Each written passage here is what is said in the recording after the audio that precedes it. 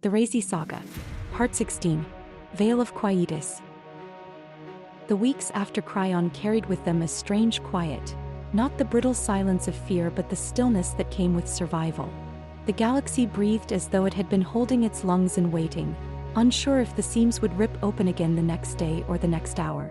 In those rare days the fleets rested, repairs were finished, and the Alliance and Dominion took measure of what they had become. The Razee II drifted in Sentinel's orbit like a phoenix remade. Her hull had been scorched by the silence lances, scarred where whole decks had once buckled beneath the weight of the listener's pressure. Yet now she gleamed again. Layered shielding woven of Dominion alloys and Illyrian harmonics gave her skin a new sheen, the sort of glow that carried both threat and promise. She was no longer the ship that had been built at Earth's yards all those years ago. She had been reforged in fire, reborn in silence, and rearmed for what was to come. To the workers who had labored to patch her bones, she was living proof that survival was still possible, even in the shadow of the abyss. Gemini fleet stretched across the dark around her, smaller ships aligned in clean arcs, destroyers humming with new tractor snares, carriers tuned with rebuilt hangars, escorts flaring their shields in test bursts. Skuta V, the Warhammer reborn after its reshaping, loomed proudly with its guns newly reinforced, and Aegis floated near her with its overlapping barriers humming like a wall of living crystal. Together they formed a core not vast in number but tempered, tested, scarred, and sharpened. The Dominion too had begun to settle into this uneasy peace. Fleet Admiral Hope had calmed the fiercest voices within his council, using the unity forged at Cryon to temper the arrogance of those who had once seen the Alliance as weak. His people had watched Paradox ships rise from cloak and hold the line where their nets had faltered, and in that moment their pride bent into respect. Still, Stephen warned of fractures beneath the surface, fractures that did not come from reasoned doubt but from something unseen, something that whispered where no voice should. On Sentinel, the council chambers glowed with steady light as the gathered worlds sat in deliberation. Rivers stood at the central dais, Isabella beside him, and Stephen not far behind, pale but steady, his presence always more than mortal since Sentinel had marked him. The Dominion banners fluttered in projection alongside those of Earth, Cryon, Solaria, Tartan, and Illyria. For the first time in living memory, the circle did not bristle with rivalry or suspicion. It breathed as one. Rivers let his gaze sweep across them before he spoke, his voice carrying not with volume but with weight. Reports had come in from Illyrian scientists, patterns carved into the resonance of the void itself. Not seams not yet but precursors. Disturbances that pulsed like breaths, faint distortions across sectors that had long been dormant. They were not visible, not trackable by the nets, but they were there. Quiet tremors warning of storms unseen. The council listened, and though their silence carried respect, beneath it was the unease of predators hearing the first growl in the distance. They had thought perhaps that Cryon had been the great test, the summit of their climb. But the abyss had never given them peace freely. The silence always pressed back. Isabella stepped forward then, her presence sharp and clear. She spoke of the forges on the Shield planet, where the first paradox set had already proven itself, and where more waited to be awakened. The Alliance and Dominion were not standing still. They were building, preparing, weaving silence into steel and flame so that when the next storm came, they would not be caught unready. Stephen's voice followed, softer but cutting through the chamber with the certainty of vision. He told them that Sentinel itself had felt the distortions, not as threats but as shadows brushing against its heart. The seams were learning. The listeners had not only struck but had adapted. What was sealed once would not remain sealed forever. They needed to move quietly, to ready themselves not in triumph but in discipline, for the storm that came would not be the same as the ones before. The council did not vote that day. There was no need. Their silence was not dissent but agreement, a wordless vow that their unity would not fracture again. Yet even in that silence, Rivers felt the weight pressing in. He knew better than most that stillness was never safety. It was only the pause between blows. Outside the chamber, the fleets prepared in their own rhythm. Training sorties ran across Sentinel's orbit, destroyers practicing formation shifts in near silence, bastions flexing their new shields in layered arcs, carriers testing launch and recall under pressure drills. Even the reserve fleet stationed near Earth and Cryon ran constant quiet exercises, not broadcast for all to see but cloaked in discretion. Every commander knew what was coming, though none could see its shape. Rivers stood at the viewport of the Razee 2 that night. Sentinels glow beneath him and the stars stretched endless above. Isabella joined him, her presence steady at his side. They did not need to speak. Together they watched the dark, their thoughts carried in silence. For every ship that gleamed with new steel, there were scars that could not be mended. For every vow made in council, there were doubts whispered in unseen corners. And for every seam that had been closed, there would be more, sharper and hungrier than before. The calm was not peace. It was only the pause, the breath before the next storm. The distortions in the void were spreading, faint but deliberate. Rivers knew in his bones that when they came again, they would not come as wounds but as veils, slipping silent and unseen until their silence was already upon them. The calm before the storm was never meant to last, and the stars themselves seemed to hold their breath, waiting. The council's quiet after Cryon did not last a week before Rivers called a meeting that pulled every scientist, engineer and harmonic theorist from every allied world. The summons was simple and absolute. Assemble in Sentinel's crown, beneath the halo net and away from prying eyes. No speeches, no ceremonies, only the raw necessity of invention and a single strange proposition. He opened the session by laying out the hard truth. The listeners had adapted. Their weapons no longer only tore open seams. They studied the void, learning how silence moved and where it pooled. Nets and quiet fangs closed wounds, but the listeners kept changing how the wounds appeared. If the abyss learned to slip past defenses, then defenses must learn to speak a language the abyss could not swallow. Rivers asked for something that sounded more like myth than strategy. A sound weapon, an orbital array that could blast music and noise so pure and precise it would drown the silence where it fed. The room did not erupt.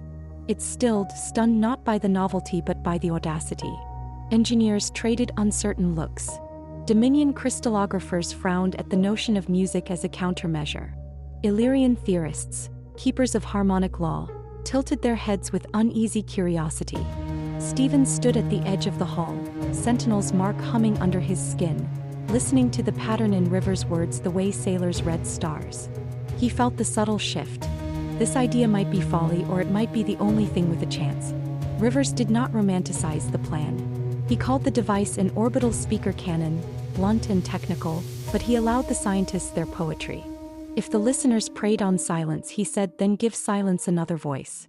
If the abyss could not digest certain complex harmonics, if music tangled the scaffolds the listeners built, then perhaps noise could become a weapon.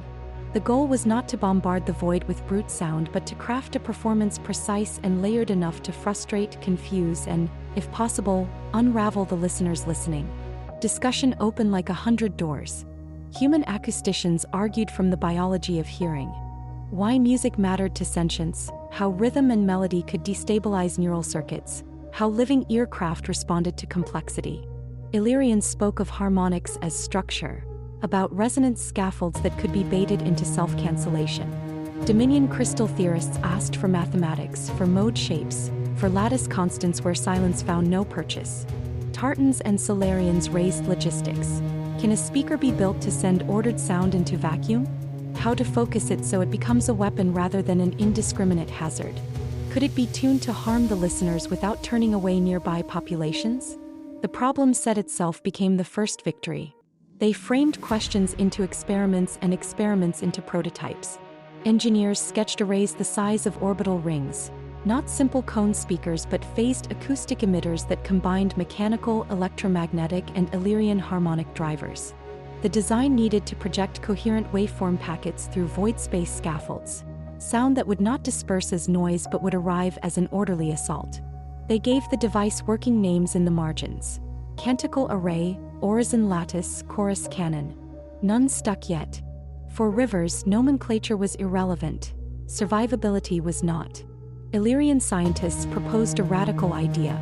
Their knowledge of harmonic scaffolding suggested that certain complex, fractal-like sequences of tones could force resonance scaffolds into interference. Where quiet fangs cut, these sequences might instead confuse the listener's grasp and temporarily blind or bewilder them. Dominion crystals could serve as focal nodes, amplifying and phase-locking the emitted patterns. Human storm cannons provided a chassis for the power conduits. The proposal stitched the three species' strengths into one fragile hope. Stephen's contribution was less technical but no less vital. He described how Sentinel experienced music, not only as pressure waves but as structure threaded through field and mind. Music registered in Sentinel systems as architecture, motifs, returns, developments. In that architecture, some patterns were friendly, others cut like blades. The listeners responded to structure. If a sound could present structure so dense that their scaffolds could not find a seam, then they might be forced to withdraw. Even as the theories coalesced, skepticism fought for air. The Illyrians reminded the room that sound could be a beacon as much as a blade. The listeners might learn to digest music if exposed, slowly adapting the same way they had adapted to Quietphone patterns. Dominion captains worried that a misfired canticle would tear open a seam rather than close one. Human ethicists raised the cost to civilian worlds. A device loud enough to pierce the silence might harm vulnerable populations if misdirected. Rivers answered the doubts not with charm but with the blunt arithmetic of survival. Every defense they could imagine would buy them weeks, months, maybe years. Anything that could change the terms of the listener's learning was worth the risk of trial. If the listeners mapped pattern after pattern, they would only become better. If the Alliance showed them form they could not parse, maybe for a while the listeners would have to change strategy. He asked for constraints, constrained tests, layered safeguards, and regional fail-safes. No broadcast without simulation clearance. No live tests within populated halos. The canticle must be a scalpel, not a hammer. Designs moved to prototypes. In the forges beneath Sentinel, engineers began building phased emitters the size of small satellites, arrays of crystal diaphragms wrapped in Illyrian harmonic coils. Dominion fabrication techniques allowed crystals to be cut with tolerances that let them act as pure resonators. Human engineering lent modular power systems and mechanical dampers. The Illyrians kept watch on the harmonic codes, writing sequences that shifted in fractal patterns rather than repeating motifs, patterns that deliberately refused to be learned on a single pass.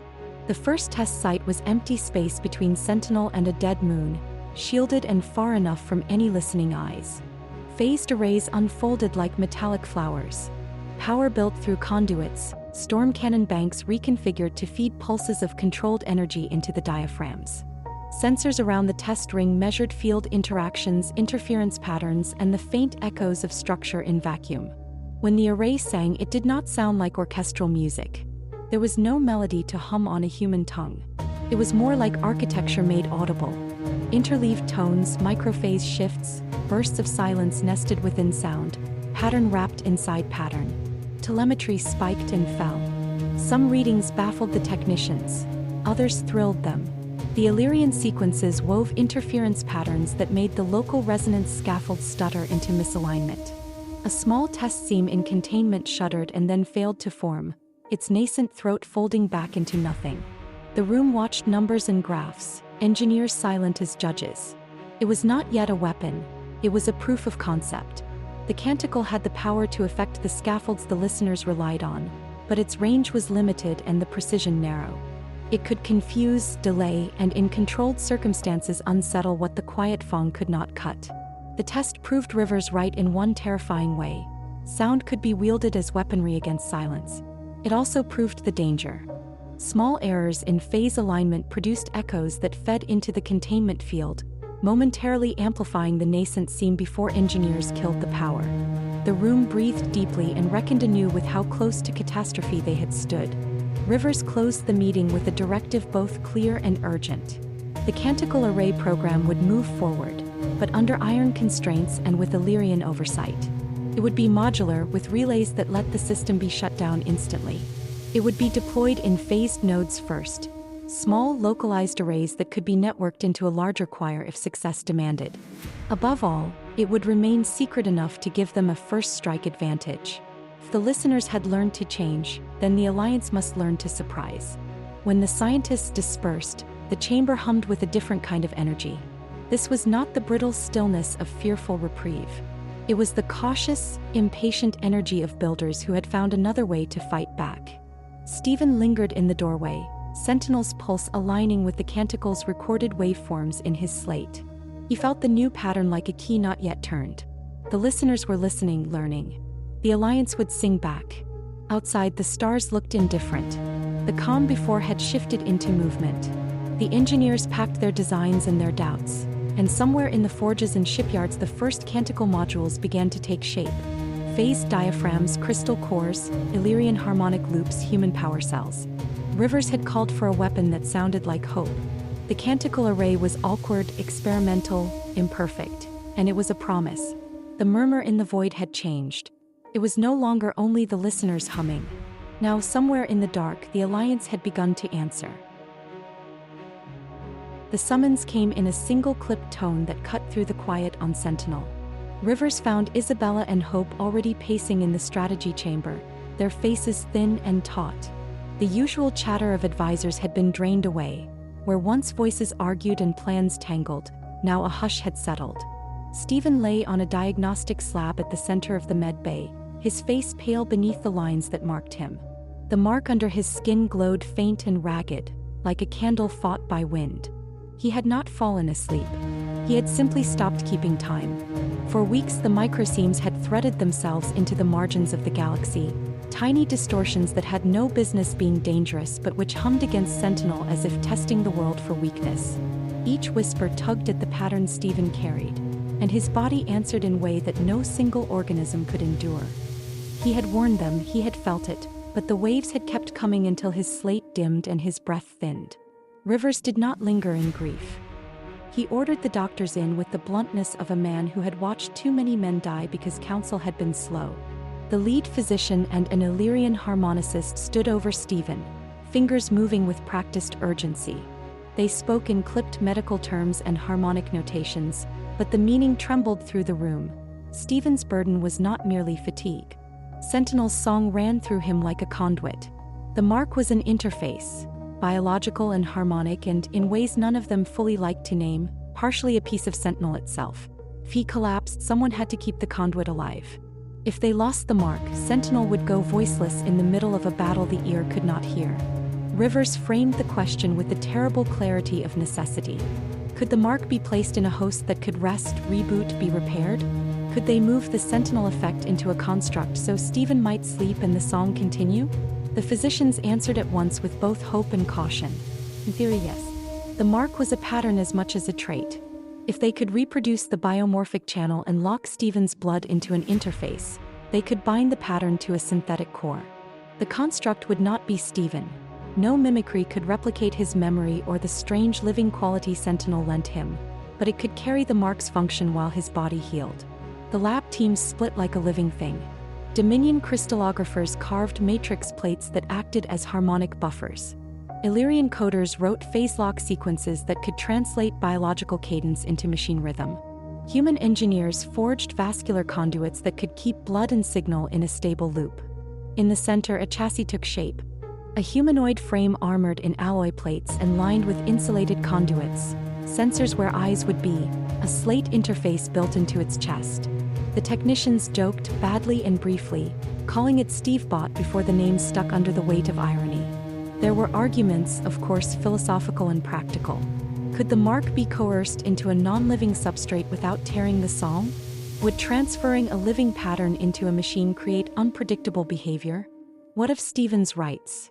If his pattern left his body, what would remain? The Illyrians argued with cold logic. Patterns of harmonic structure could be encoded.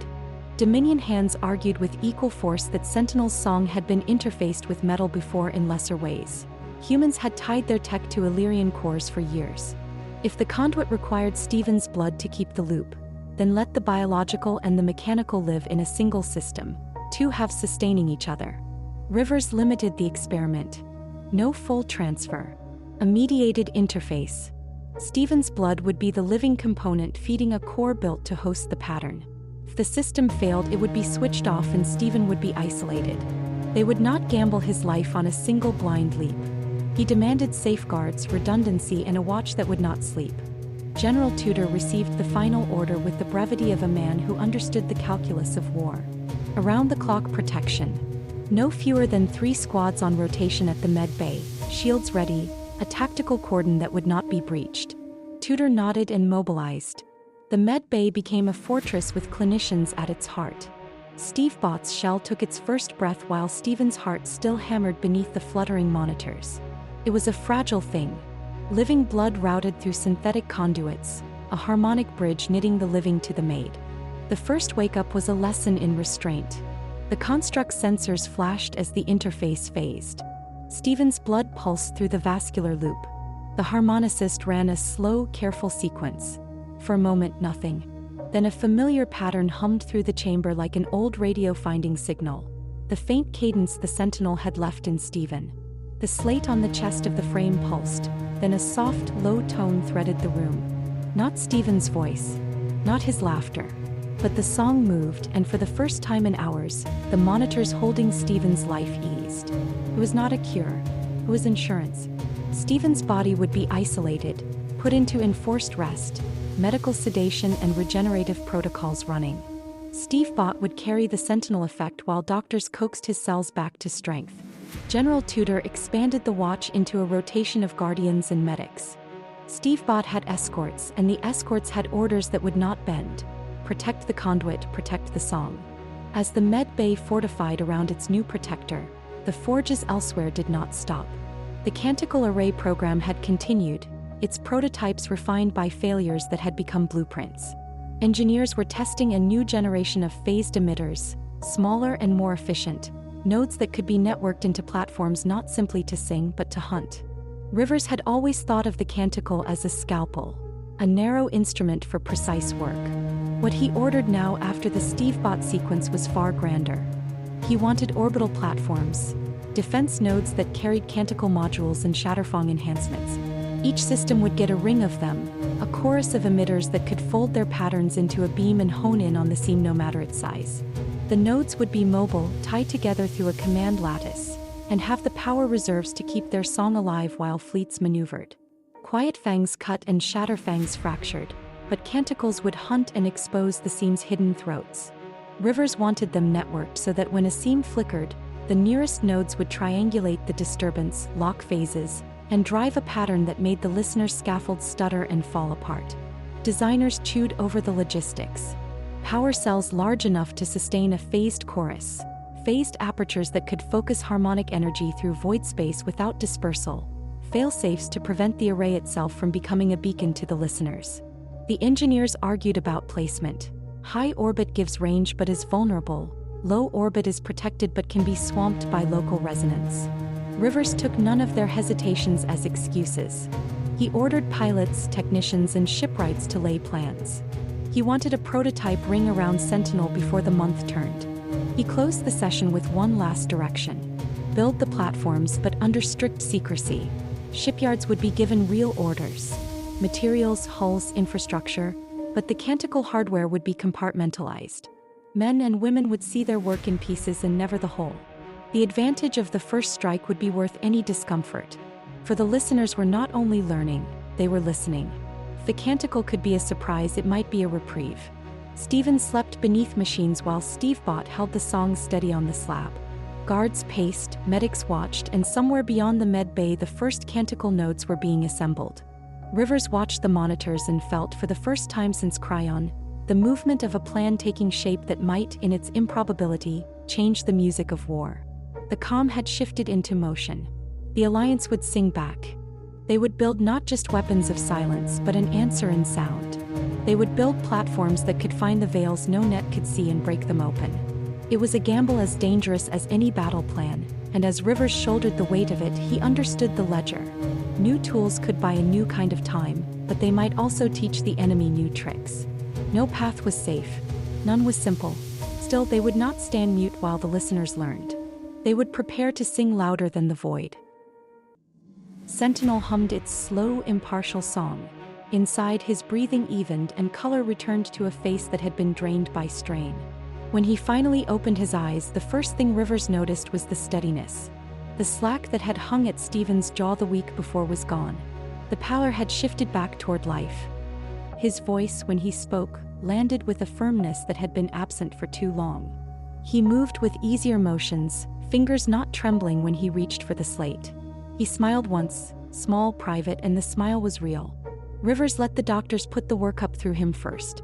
No one in the med bay would let him or anyone relax without the instruments ruling out relapse. Vital signs were solid. Neural harmonics returned to safer wavelengths. The marks glow beneath Stephen's skin steadied into a pattern the technicians had not seen since before the seams had started to stitch the micro-distortions into the sky. It was a relief so deep Rivers felt it like a rising tide. Doctors answered Rivers' first practical question with clinical assurance. The mediated interface could be restarted again and again.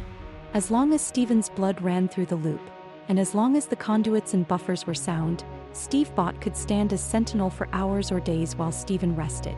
The biological element had been the fragile component.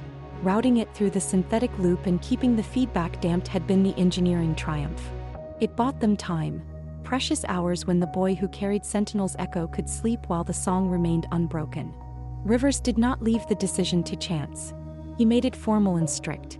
No officer in his command would let Stephen stay awake beyond 24 hours without enforced rest. It was an edict wrapped in care and command. Too many lives had leaned on one mind before.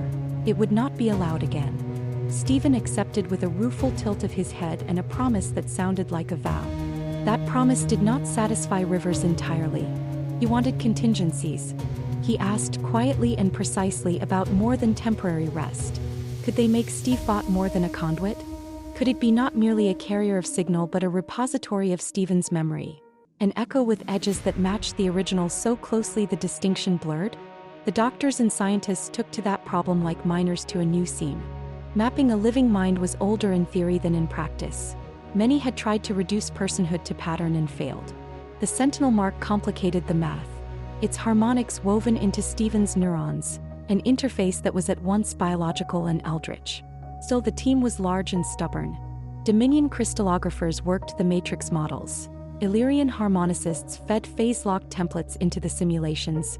Human neuroengineers built capture lattices that could read pattern and temporal encoding without collapsing them. Initial tests were tentative. They mapped layers of rhythm in Stephen's thinking, motifs that returned like refrains whenever certain memories were pushed. The machine could read the scaffolding of recognition. It could not, at first, reach depth or nuance. But the med-techs found ways to extend the lattice. They built phased mirrors to project the harmonic echo of a memory back into Stephen's cortex, then looped an observer node to capture the reflected structure. Over weeks, the copy became less like translation and more like translation tuned to fidelity. The breakthrough came when they learned to capture not only static memory but the process.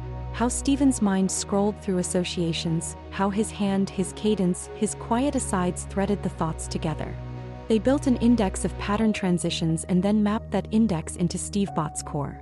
Where before the construct only carried functionality, it now bore a patterned scaffold of Stephen's recognition modules. The slate on its chest could present a face that softened at a name. Its responses, when prompted, carried a cadence familiar enough to the medics to make more than one of them falter at it. Engineers called it an augmentation. Philosophers in small rooms called it a copying. Stephen himself considered it and then sat for a long while in the quiet, hands folded, thinking like a man who felt the edges of an existential decision pressing in. He did not deny the possibility that in time he might choose the full transfer. He said that aloud, slow and careful, that he might, if the world demanded it, elect to live as pattern rather than flesh. But whether he would do so now or in a future of desperate need, he could not answer. When the team announced the protocol that would allow full download, a method to transcribe the entirety of his conscious process into the construct so that SyFy could run the song without the biological partner, the weight of it sat heavy in the room. The machine could, they said, host him in a way that would not merely mimic but continue. They spoke of safety measures, rollback sequences, memory partitioning, ethical counsel. They spoke as if it were an engineering problem first and a human problem second. Rivers watched all of it with the same restraint he had shown on bridge and battlefield. He had no desire to turn the med bay into a moral court. He had a command to hold, people to protect, and a friend to guard. He listened, and when Stephen spoke, Rivers' voice was quieter than the mechanical hum of the lab. No more than 24 hours awake, Rivers repeated, and if you ever feel, if you ever decide, that the burden is too heavy, then you will choose. Not because I force you, but because you choose it for yourself and for those you want to protect. That was the line Rivers drew, agency not command. Stephen looked at Rivers, at Isabella who had come when she could, at Tudor's broad, worried face in the background, and then at the medics who had become craftsmen of a new kind of miracle. He nodded. For now, he would rest when required and let Stevebot carry the Sentinel song. He accepted the augmentation of memory into the construct, the soft echo that would make Stevebot's presence less alien to friends and less likely to spook crews.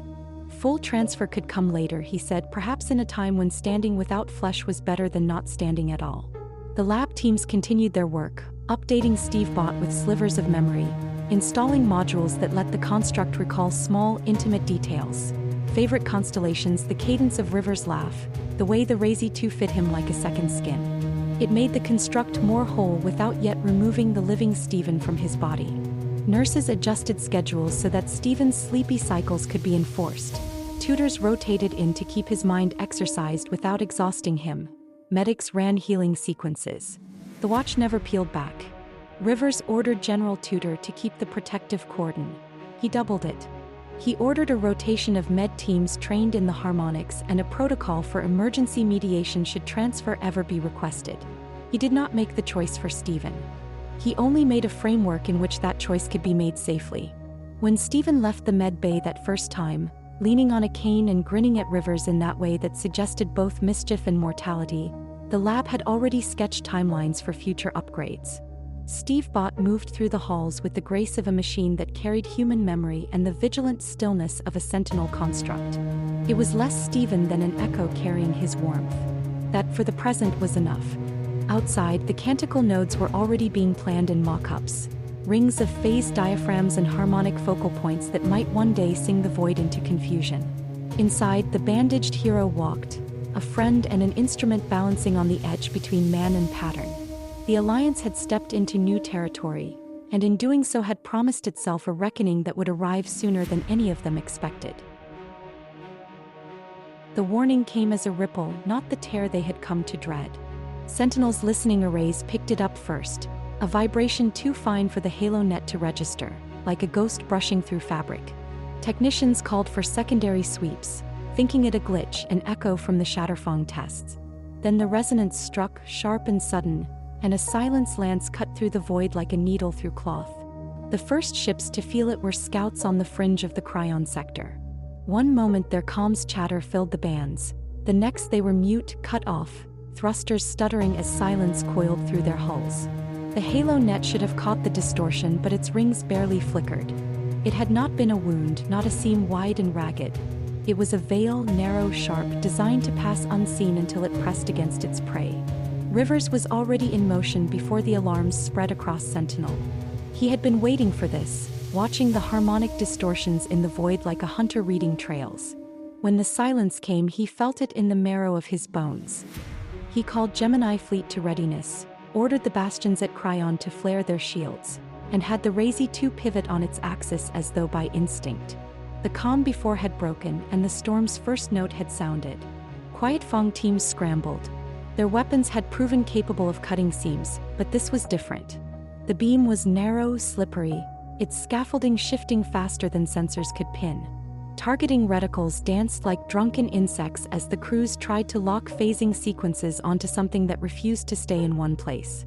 When they fired, the resonance buckled, but instead of folding, it flared sideways, splitting into two smaller lances. One snapped across a destroyer's hull, peeling plating away as if it had been paper. The other glanced off an Aegis barrier, scattering its glow like shattering glass. Reports flew back to Sentinel. The Illyrian scientists leaned over their slates with expressions caught between fear and fascination. Their models had predicted adaptation, but not this. A veil that slipped through nets and split when pressed. They began to chart its shape, marking the way the lance twisted and bent like a living filament. To name something was to make it real, and in naming it they gave it weight. Quietus veil, they called it, a silence folded so thin it became invisible until it unfurled. Rivers ordered the Razee 2 into the fray. Her new shields flared, layers of Alliance and Dominion tech stitched into a skin meant to resist more than brute force. The veil struck, and for a moment it seemed to hesitate, caught between layers that bent its edge. But the pressure mounted, forcing Rivers to order a lateral jump only kilometers across, a desperate dodge that left a wake of disrupted resonance. bought them seconds, nothing more. The bastions advanced, heavy and deliberate, their quiet fangs already warming. When they fired, 3 beams of harmonic force lanced out, intersecting at the veil's heart. The effect was not immediate. For a breath, the veil seemed to drink the sound, growing brighter, stronger. Then it shuddered, collapsed inward, and vanished in a ripple that shook every ship within range. The void was quiet again, but it was not victory. It was survival, and survival only. In the aftermath, the fleet floated in uneasy silence. The halo net still shimmered, intact but untested against this new form. Technicians argued in clipped tones. If the veil could split under pressure, then firing quiet fangs in isolation was dangerous. Coordinated arrays, they reasoned, might still pin it, but only if their timing was perfect. Perfection in the middle of battle was not a comfort. It was a gamble. Back on Sentinel, Stevens stirred in his recovery chamber, feeling the echo before reports reached him. Even in rest, his body flinched as if a thread had plucked his bones. He told Isabella later that it felt different, not the deep wound of seams but the sting of needles. Too many of them would fray even Sentinel's song.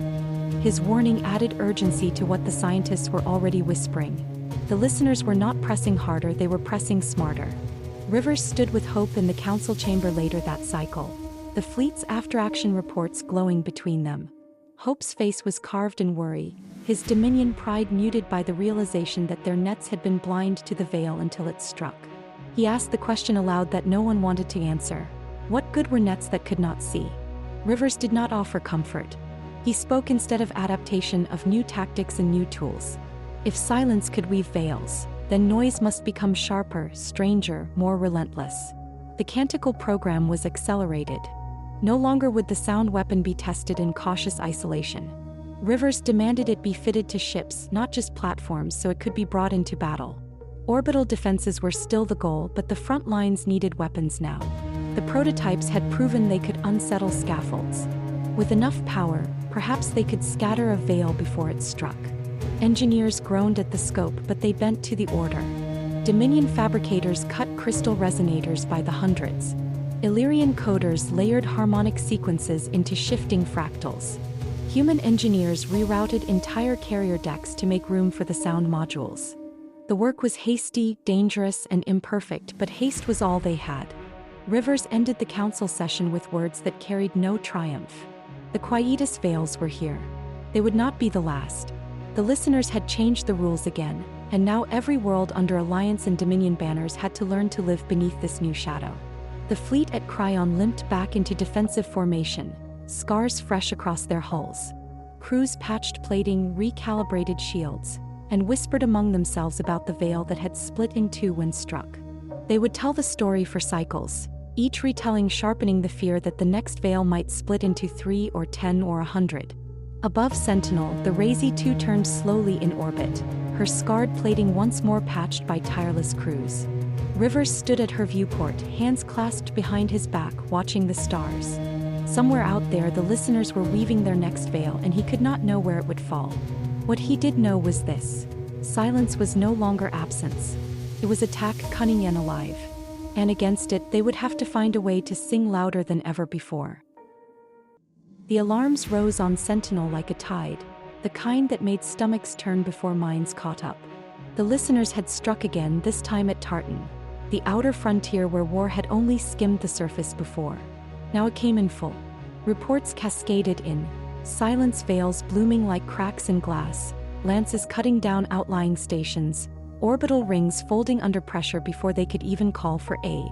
Rivers had been waiting for this. Not here, not now, but somewhere. The canticle weapon had passed tests in vacuum chambers and rehearsed scenarios, but tests were ghosts compared to war.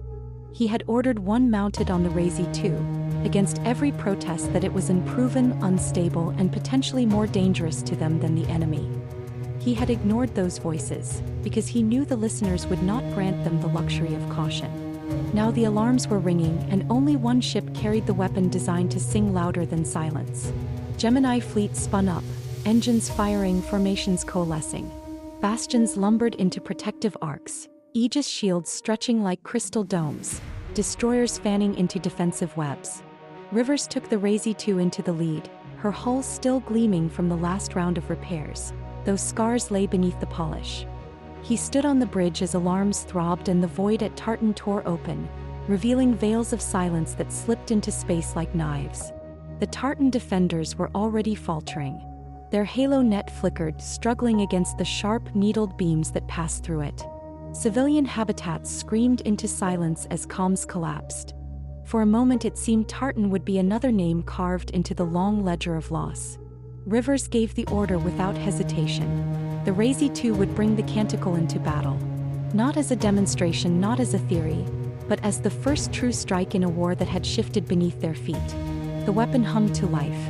Deep in the belly of the Razee 2, crystal resonators aligned, storm conduits surged with power, Illyrian harmonic loops spun sequences that no living voice could ever carry. The crew stood at their stations, pale and tense, knowing they were about to fire something that had never been used outside a lab. The ship groaned as power fed into the emitters, hull plating trembling with the strain. When the Canticle array sang, it did not sound like a weapon. It sounded like the universe remembering itself, like chords stretched across stars, like harmonics too wide and deep to be anything but raw creation poured into sound. The veil that had been pressing against Tartan's defenses faltered. Its lance bent, then shattered into fragments as if the silence itself had been cut by the resonance. For a heartbeat the fleet cheered. The weapon had worked. Silence had been broken by sound. Then came the cost. The blowback ripped down the Razee 2's flank, a backlash of resonance too vast for the ship's shielding to contain. Hull plating scorched black in an instant. Power conduits burst, throwing sparks and smoke through engineering decks. Entire compartments lost pressure as the blowback tore through, scattering debris and bodies alike. On the bridge, lights flickered and died, systems resetting in fits. For a moment, the Razee 2 hung half-blind, bleeding power, her entire starboard side glowing as though branded by fire. But the veil was broken. The silence at Tartan recoiled, scattered into shards that drifted away like smoke. The listeners had been forced back, their lances collapsing, their unseen scaffolds unraveling under the Canticle's scream.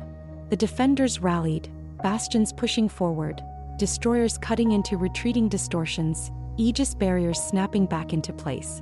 Tartan had been saved from being swallowed whole. The fight did not end easily. More veils pressed in, thinner, sharper, splitting across the sky. Rivers had the Quiet Fangs fire in tight synchrony, their harmonic beams coordinated with Aegis shields to hold the line while the Razee 2 recovered. Her weapons deck burned with residual energy, but her crew held to their stations, patching what they could, rerouting power through blackened conduits. Every strike reminded them that their salvation had come at the price of their flagship nearly tearing itself apart. Hours dragged into the void, each clash pushing the fleet closer to breaking. But with each veil collapsed, the listeners lost momentum. Their silence wavered, their presence diminished. By the time the final lance faded, the field above Tartan was scarred, burned, but still alive. Civilian habitats flickered back online, orbital stations staggered into emergency operations, and the fleet held its place battered but unbroken.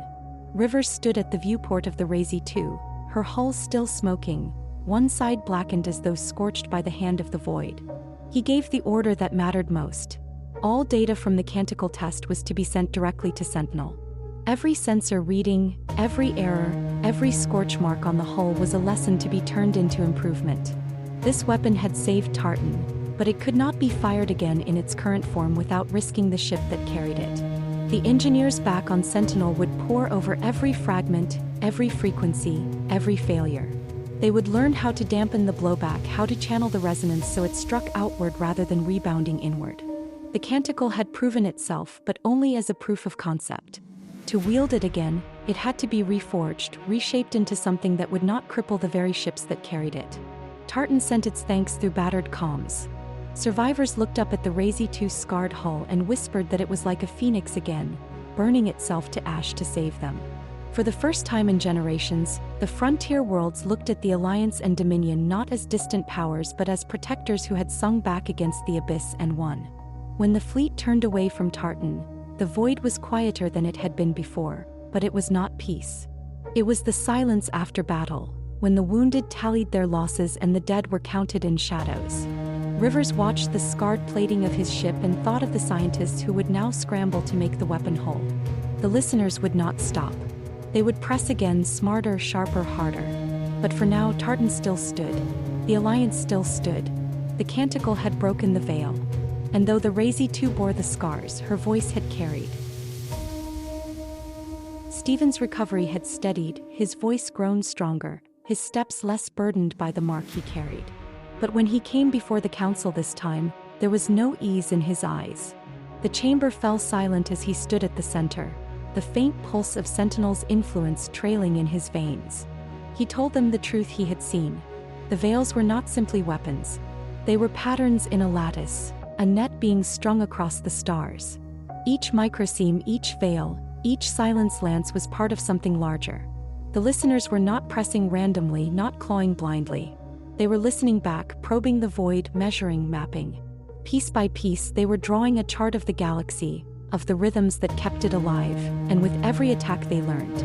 Sentinel itself trembled beneath the weight of this listening, strained as though its own song were being pulled into the weave. Whispers moved through the chamber, words like trap and net taking root in the silence. Hope looked unsettled, Vines rigid in her seat, the Illyrians murmuring among themselves with harmonic tones of unease. Stephen's voice carried no comfort, only warning. If the net closed fully, it would not be a seam or even a veil they faced, but a silence large enough to smother entire systems in a single breath. The alarms rang before deliberation could take hold. They bellowed across Sentinel's high orbit, klaxons flaring as technicians shouted that the planet was under direct attack. Multiple veils had opened above the system, thin as threads but sharp as blades, lashing into the halo net like needles tearing cloth. Sentinel itself groaned, a soundless strain that reverberated through Stephen's body. He stumbled, clutching at the edge of the dais, eyes wide as though his blood had been hooked.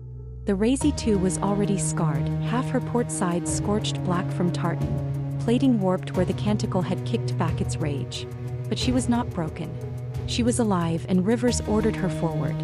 He gave the fleet command without hesitation. The new sound cannon was unfinished, still in calibration chambers, still awaiting a safe mount. They could not use it here. But the Illyrians had another theory. Pulse cannons tuned to fracture resonance scaffolds might disrupt the veils enough to collapse them. It was untested, dangerous, but necessity gave no time for debate. Rivers gave the order. The Razee 2's pulse cannons came online, storm cannon cores retuned with Illyrian guidance, harmonics layered into their bursts. The ship trembled as the first volley fired, a ripple of energy arcing across the veil's filament. For a moment it bent, shimmered, and then cracked, splitting into shards of distortion before collapsing. Relief thundered across the bridge, but it was brief. Dozens more veils lanced into the halo net, stabbing in succession like the prongs of a hunting spear. Rivers did not falter. He called fleet-wide, his voice steady and clipped, giving every captain the order to fire their pulse cannons at once. The void lit in jagged bursts of resonance, beams and pulses fracturing the veils faster than they could multiply. The Razee 2 rocked under the strain, scorched hull glowing, shields bending, but she held the line. Silence cracked and folded, veils torn apart by sheer weight of fire. But the numbers kept rising. The veils were adapting, splitting, reforming faster than the fleet could cut them down. It became clear that brute force would not suffice. The Illyrians, clustered in their observation chambers on Sentinel, shouted their solution into the command relays.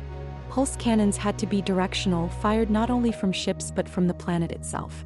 If fired upward in harmonic rhythm, they could use the halo net's reflective fields as conduits, bouncing pulses into an echo chamber that would cover the entire system.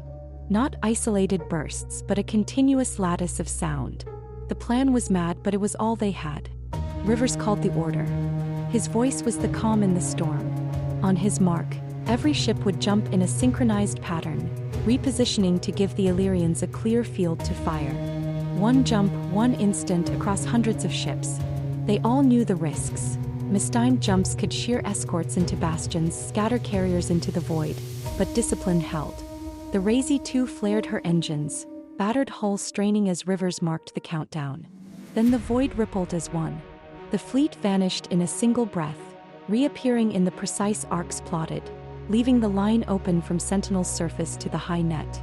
On the planet below, Illyrian engineers stood in circles of crystal and coil, pulse cannons angled skyward. They fired, the ground trembling as energy roared through conduits into the sky. The beams lanced upward, struck the halo net, and bounced outward in refracted waves. The effect was immediate. Veils fractured in layers, their scaffolds unraveling as pulse after pulse rippled through them. It was not the clean cut of quiet foam, nor the complex confusion of canticle. It was brute persistence, rhythm hammering against silence until silence cracked. One by one the veils collapsed, their lances sputtering into fragments before fading entirely. The last shimmered stubbornly at the system's edge, pressing against the outer ring of the halo net. A final barrage from the Illyrian cannons struck it like the beat of a great drum, and it folded, breaking apart in a ripple of vanishing light. The void was clear. Sentinel was safe for now. In the aftermath, the Illyrians presented their proposal with the weight of necessity. Pulse cannons could not remain isolated. They must be built into platforms, into planetary rings, into the halo nets themselves. Fired constantly in rhythm, they would create a protective field, a chorus of pulses that would make any veil collapse before it grew. It was not elegant. It was not subtle. But it was defense, and it could keep entire worlds safe. The Council murmured, the Dominion torn between awe and unease, the Alliance staring at the projections with a new understanding of the scale required. Sentinel had been spared, but the cost was clarity. The war had changed again. It was no longer enough to fight at the seams. The war would have to be fought in rhythm, every world singing back against the silence, every halo net turned into a drum that never ceased. Rivers stood at the viewport of the Razee 2, her hull still charred, her crew still shaken. He looked at the stars above Sentinel and thought of what Stephen had said. The veils were a net. The listeners were listening, mapping, learning. If they had heard the pulses, then they now knew something more of their prey. But he had no choice. Better to be heard and alive than to be silent and dead. The fleet floated in battered formation, the planet below bristling with new cannons, the halo net humming with fresh echoes. For the first time, the war felt less like survival and more like an argument shouted across the void. Silence had spoken, and now the galaxy had answered in rhythm. When Isabella returned to the Shield planet, it felt as though time had leapt ahead without her. She had left believing 2 more sets of Unity vessels were in progress, slow and steady, the forges working day and night but still bound by the limitations of men, resources, and secrecy. What greeted her eyes as she walked the docks was something entirely different. 4 sets stood completed, hulls gleaming in the forge light, their forms already shaped for transformation. 12 vessels in each set, forged not merely as ships but as pieces of a greater whole, able to lock together into paradox formations. Engineers guided her across platforms alive with activity, and her questions were met not with surprise but with pride. The forges had not slowed after her absence. They had accelerated. Dominion engineers had brought their methods into the mix. Illyrians had written new harmonic codes, and human shipwrights had pressed harder than ever before. And more than numbers had changed. Each Unity vessel now carried modifications from River's latest orders. Pulse cannons mounted into their cores, designed to interlink when the vessels combined. Isabella stood at the foot of one of the massive cores as it thrummed in its test cradle. The engineers explained, their voices trembling with both fear and reverence. When 12 Unity vessels joined, their cannons would fuse into a single harmonic weapon, capable of releasing the largest pulse yet envisioned. It would not only shatter veils but ripple through seams, drowning them in layered resonance until the silence itself buckled.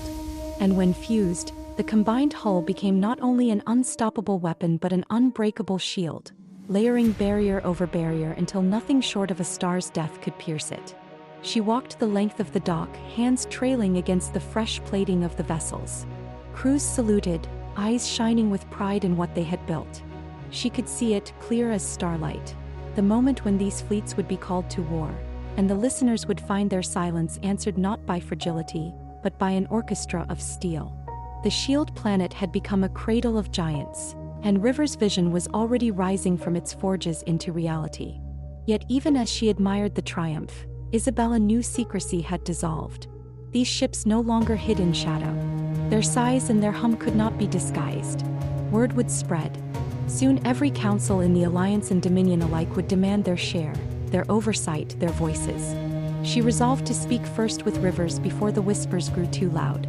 This weapon had been born of necessity, not politics, and it would remain that way if she had any power to shape its destiny. She boarded her shuttle, leaving the forges behind as they roared with industry, her mind already heavy with the weight of decisions yet to come. On Sentinel, Rivers stood in the great chamber of the Illyrian counselors, engineers clustered with slates and models arrayed across the central floor. The system had survived its first direct assault, but the cost had made one truth undeniable: constant pulses were required. Not a weapon fired only when the veils appeared, but a rhythm ever present, weaving protection into the very air above the planets. The Illyrians proposed a layered approach. The outer halo net, strung around the entire Sentinel system, would act as a reflector, bouncing pulse waves back toward any veil that dared to enter. This, they explained, created a lattice of defense across the system's breadth. But alone it was not enough. Too much space lay between the nodes, too much chance for veils to slip close before being fractured. So they proposed an inner net, a ring directly around Sentinel itself, a shield so close to the planet that no veil could pierce without being drowned in sound. This inner net would not fire outward but inward, its pulses bouncing off the surface of the planet itself, folding back into the outer ring in an endless loop of sound. Between the two nets, resonance would cycle endlessly, an impenetrable weave of bouncing pulses. Any seam that opened would be broken apart the instant it touched the field. The model shimmered above the chamber floor, twin nets glowing with light, pulses cascading back and forth in endless harmony. For the first time since Stephen had warned them of the listener's mapping, hope flickered across faces. Here was a defense that did not merely react but endured, a rhythm that could hold forever. But questions pressed in like shadows. The Dominion counselors feared the resource drain. How many planets could support such arrays? How many could feed them power day and night without collapsing their own industries?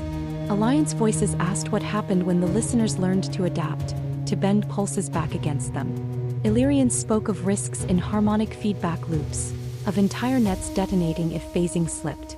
Rivers heard it all, then cut the noise with a single truth. They could not afford silence. The veils had proven too subtle, too quick. Only constant resonance stood a chance. If the nets failed later, they would adapt later. For now, the choice was between building defenses that might hold or waiting to die in silence. He told them Sentinel would be the first, the model, the bastion. If it worked here, it could work anywhere. The council quieted. Reluctance gave way to resolve. They agreed not because all doubts had been soothed, but because none could deny the necessity. When Rivers stepped out of the chamber, the halls of Sentinel vibrated faintly with new pulse cannons being lowered into place. Engineers worked without pause, stringing cables and conduits through the station's spine, mounting emitters along orbital paths. Already the first test pulses thudded through the void, low and heavy, echoing back in steady rhythm. Sentinel was beginning to sing. Rivers walked to the viewport and looked across the battered Razee 2, still scarred black along her side, her crews crawling across her like ants as they patched wounds and laid new conduits. He let himself imagine just for a breath what Isabella had seen on the Shield planet. The Unity fleets gleaming, pulse cannons bristling, ready to lock together and fire a note so loud it could crack silence itself. The war was changing, moving from desperation into orchestration. The listeners had brought silence. The galaxy was learning to answer in song. Still, unease pressed against his chest. Every pulse they fired, every net they strung, was another note the listeners could hear. They were probing, mapping, listening back. The louder they sang, the closer the abyss drew. But there was no other choice. Survival meant defiance, and defiance meant sound. Above Sentinel, the first twin nets began to hum in harmony, inner and outer bouncing their rhythm back and forth. It was imperfect, not yet stable, but even in its roughness it felt like hope. For the first time, the system did not cower in silence. It thundered with life. Isabella's return to Sentinel was not met with ceremony, but with quiet urgency. She entered the council chamber with eyes still shadowed from weeks at the Shield planet, carrying with her reports heavier than any victory speech. Rivers and Fleet Admiral Hope were already waiting, seated at the long table of hollow panels and tactical charts. The hum of Sentinel's twin halo nets echoed faintly through the chamber walls. a reminder that even here in the cradle of the Alliance, vigilance never slept. She spoke with the same precision she carried into battle. The first Unity sets were not only complete but surpassed expectation. 4 full fleets now stood ready, each a trinity of 12, capable of merging into paradox forms stronger than any shield in the known galaxy. She recited numbers, hull counts, pulse cannon calibrations, test results. All exact, all undeniable. Rivers did not speak at first. His gaze held the hollow projection of the vessels, their silhouettes shining with promise, and only after a long pause did he let his breath escape. He had expected progress, not completion. Not this. To hold in his hands 4 fleets born of secrecy, hammer and song bound into paradox forms, was more than he had hoped for. Hope's reaction was far less controlled. He leaned forward, hands flat on the table, eyes sharp with disbelief. For fleets? How is it possible we did not know? He turned his gaze sharply to Rivers, suspicion edging his voice. You kept this hidden? Rivers met his eyes without flinching. Yes. He spoke with iron calm. These ships were never meant to be banners waved in council.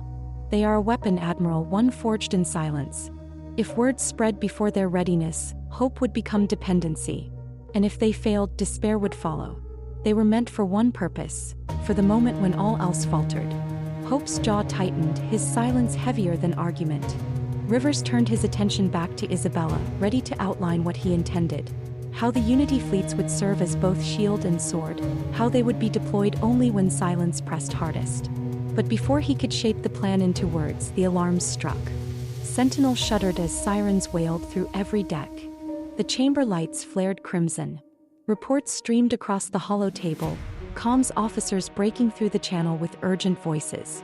Veil activity, for systems at once. Massive surges widening faster than any pulsenet could fracture. Entire sectors shuddering under silence. Rivers rose to his feet, his presence filling the chamber. He turned to Hope, voice cold with certainty.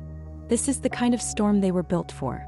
He opened channels to the captains of the Unity fleets, his orders clear and immediate. Each set was given coordinates, folded to the 4 braking systems. No velai, no hesitation. Their hour had come. One channel he kept for last. Captain Nala.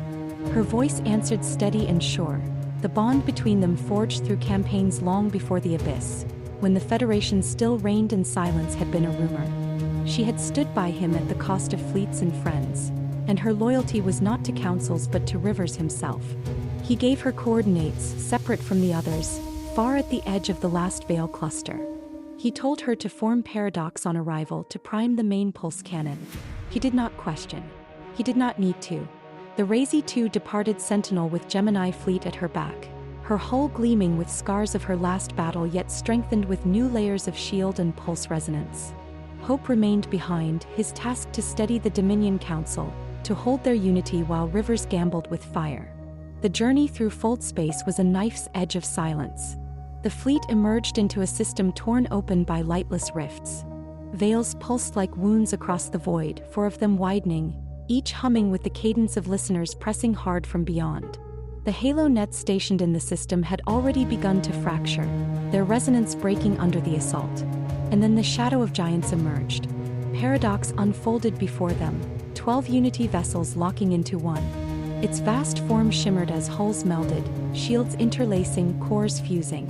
The resonance cannon at its heart thrummed with restrained power, a weapon born not of war alone but of harmony reforged into defiance. It was larger than shadow, brighter than sunfire, its very presence a declaration that silence would no longer dictate the song of the galaxy. Rivers gave the order without flourish. Paradox fired. The resonance sound cannon released its note into the dark. It was not a beam of light or a volley of plasma, but a wave of vibration, a harmonic surge that carried through every veil like fire through dry grass. The void itself trembled. Silence shattered. One by one the veils fractured, their edges unraveling as if torn apart by unseen hands. Where silence had pressed, sound now reigned, and not a single ship, not a single world, bore the wound. The weapon targeted only the veils, unraveling their threads while leaving matter untouched. The reports came fast, disbelief laced in every voice. All 4 openings gone. Every veil destroyed in the span of a single shot. No collateral damage. No abyss bleeding through. On the bridge of the Razee 2, Rivers watched the hollow feeds, his face carved in iron, but inside his chest a weight lifted. His gamble had paid. What he had not told anyone, not even Isabella, not even Hope, was the true nature of Paradox's core. The pulse cannon was not only a harmonic engine. It was a resonance sound cannon, an extension of the same theory that had birthed the canticle array. He had hidden its nature because to speak of it too early would invite both fear and sabotage. But here, under fire, it had sung its truth, and the galaxy would know that the silence could be broken. The crews of Gemini fleet erupted in relief, cheers rolling through calm channels, but Rivers silenced them with a single command. The test is over. The war is not. Maintain readiness. Paradox stood at the heart of the system, its glow fading but its presence undeniable. Around it, the void was clear, the veils gone, silence broken. Rivers stood at the rail of the Razee 2, his gaze fixed on the colossus he had unleashed. The weapon was no longer secret. It was real. And the listeners would learn that the galaxy had found its voice. The return to Sentinel was not triumphant. No banners, no songs of victory. The fleet slid back into orbit scarred and silent, their hulls bearing the marks of battles seen and storms endured. But beneath the scars lay something heavier than triumph, something stronger than defeat. Proof. Paradox had fired. The veils had shattered. The listener's silence had been broken not by chance, not by survival, but by design. The council chamber filled to its limits. Dominion commanders stood tall beside Alliance envoys, banners of every world glowing above their seats. Illyrian robes rustled with nervous energy, Cryon bulk filled the outer arcs, Tartans bristled in pride, Solarians burned with quiet fire. Even the Marines in their scarred armor stood at the walls, silent witnesses to a moment the galaxy would remember. Rivers entered last, flanked by Isabella and Fleet Admiral Hope. His uniform bore the weight of battle, pressed clean but torn at the cuffs, as though he had walked from the edge of fire to stand here. He did not bow. He did not smile. He went straight to the central dais, where the projection of Paradox's strike already shimmered, replaying the moment of resonance again and again. The chamber was restless, voices clashing in low murmurs. Some were filled with awe, others with suspicion, but none could deny what they had seen. Rivers raised a hand and the chamber stilled. He spoke with steady cadence, each word deliberate. The listeners sought to weave silence through the stars. They sent their veils not only as weapons but as maps, threads of a net to cage us. They thought us prey. He gestured, and the hollow flared with the image of Paradox unleashing its song. But now the galaxy has found its voice. He let the silence of the chamber carry his words. Then he turned to the gathered envoys, his eyes steady. What you saw was not chance. It was not improvisation. It was the weapon we forged in secret, the Unity fleets. 12 ships bound together, forming Paradox, shield and sword. Tartan we tested pulse. Cryon we tested resolve. But here, under fire, we tested song. And it held. The chamber erupted in voices. Sock, demands, praise, fear. Some called it salvation, others a dangerous gamble, but none could deny what they had witnessed. Fleet Admiral Hope stepped forward, his presence filling the void of argument. He raised his hand and the Dominion banners dimmed in recognition of his voice. Too many crews saw the weapon fire. Too many ships carried the truth home. There is no hiding this. The galaxy knows. The question now is not if the Paradox fleets exist. It is what we do with them. Rivers nodded. 5 Paradox fleets stand ready. For born of unity, one carried in secret, waiting for its time. He paused, letting the words sink in, then spoke again. And more will come. Orders have already gone to the Shield planet. 15 more sets of Unity fleets will be forged, each to stand as shield and song, each capable of merging into Paradox. The council broke again into chaos. Some cheered, others protested. Some called it salvation, others warned of dependency. But all voices circled the same truth. The silence could be broken. Isabella stepped forward, her voice sharp as a blade through the din. Enough. The listeners will not wait for our debates. They will press harder, faster, stronger. If we cannot stand together, then no fleet, no matter how strong, will save us. Her words cut the chamber into silence. Rivers spoke once more, his voice low but iron-bound. The Paradox fleets are not a promise of conquest. They are a promise of survival. They will not be used to strike first, but they will stand ready when silence comes. That is our oath. That is the song we carry. One by one the banners flared. Alliance, Dominion, Priam, Illyria, Tartan, Saurian. Each in turn not unanimous but aligned enough to make history. They pledged not to one man, not to one world, but to the unity that had forged Paradox. When the chamber emptied, Rivers stood alone at the dais. The hollow of Paradox shimmered before him, vast and bright, the sound of its resonance echoing in memory. He had revealed the weapon. He had shown the truth. And already his mind turned to what came next. 15 more Unity fleets. 15 more Paradox forms. An arsenal not of silence but of song. Enough perhaps to hold against the listener's net, or to draw their wrath full upon them. He whispered into the empty chamber, words meant for no ears but his own. The war is not ended. It has only begun. Beyond Sentinel's orbit, the stars burned cold, waiting. Stay tuned and subscribe to follow along as Buck Rivers and the Dominion take the next step at defeating the listeners.